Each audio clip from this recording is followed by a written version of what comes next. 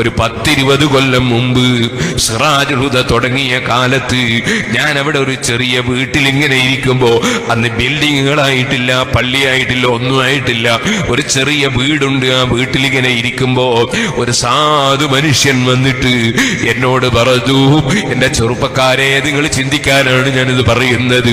അദ്ദേഹം പറഞ്ഞു, ഉസ്താദേ, നിങ്ങൾക്ക് എന്നെ അറിയാമോ? എനിക്ക് പെട്ടെന്ന് മനസ്സിലായില്ല.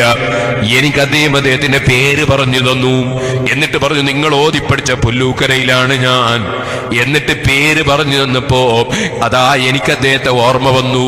അദ്ദേഹത്തിന്റെ വീട്ടിൽ ഞാൻ അദ്ദേഹത്തിന്റെ ഗ്രഹപ്രവേശനത്തിന് പോയിട്ടുണ്ട് എന്റെ ഉസ്താദിന്റെ കൂടെ. സുബ്ഹാനല്ലാഹ്, അന്ന് അത്രയും പ്രൗഢിയുള്ളൊരു വീട് ആ രാജ്യത്തില്ല, നാട്ടിലില്ല. സുബ്ഹാനല്ലാഹ്, വലിയ വീടാണ്. ഞങ്ങളന്ന് ചെന്ന് അവിടുന്ന് ദുആ ചെയ്തൊക്കെ എനിക്ക് ഓർമ്മയുണ്ട്. അദ്ദേഹത്തിന്റെ കാറിൽ ഒരു ദിവസം ഞാൻ ബഹുമാനപ്പെട്ട ഉസ്താദിന്റെ വീട്ടിലേക്ക് പോയതും എനിക്ക് ഓർമ്മയുണ്ട്. സുബ്ഹാനല്ലാഹ്, അദ്ദേഹവുമായി എനിക്ക് പരിചയമുണ്ട്. അദ്ദേഹം എന്നോട് പറഞ്ഞു, എന്റെ ഇപ്പോഴത്തെ അവസ്ഥ നിങ്ങളറിയോ? എന്റെ വീട് ഞാൻ വിറ്റുപോയി. എനിക്കൊരുപാട് വാഹനമുണ്ടായിരുന്നു, ബസ് ഉണ്ടായിരുന്നു, വിറ്റുപോയി. എനിക്ക് ഖത്തറിൽ വലിയ ബിസിനസ് ഉണ്ടായിരുന്നു, എല്ലാ ബിസിനസ്സും പോയി. ഇപ്പോൾ ഞാൻ നിങ്ങളോട് പറയട്ടെ, ഞാൻ അങ്ങകലെ ഒരു സ്ഥലത്ത് താമസിക്കുകയായിരുന്നു ഭാര്യ മക്കളോടുകൂടെ. ഇപ്പോൾ ആ ഭാര്യയും മക്കളും കുറ്റ്യാടി ടൗണിൽ നിൽക്കുന്നുണ്ട്. എന്റെ വീട്ടിലുള്ള അതാ കട്ടിലും, ചെറിയ കട്ടിലും, അതുപോലെ തുടങ്ങിയിട്ടുള്ള വസ്തുക്കളും പായയും പുതപ്പുമൊക്കെ അതാ ഒരു വണ്ടിയിലുണ്ട്.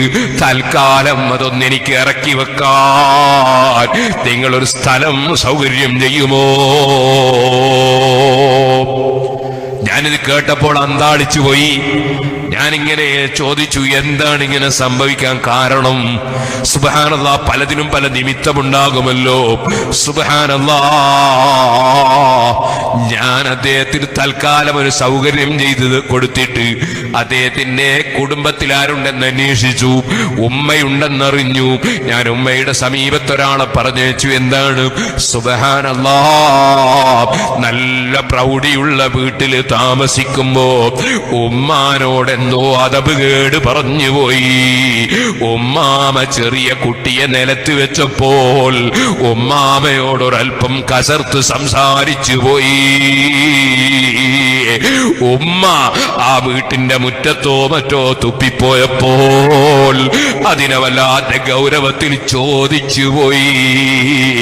ഇങ്ങനെ ഒരു സംഭവം നടന്നുവെന്ന് ഞാൻ അദ്ദേഹത്തിൽ നിന്ന് മനസ്സിലാക്കിയപ്പോ ഞാൻ എന്റെ ഒരു സ്നേഹിതനെ ഉമ്മാന്റെ സമീപത്തേക്ക് പറഞ്ഞേച്ചിട്ട് ഉമ്മാനോട് പൊരുത്തപ്പെട്ടു കൊടുക്കാൻ ആവശ്യപ്പെട്ടു.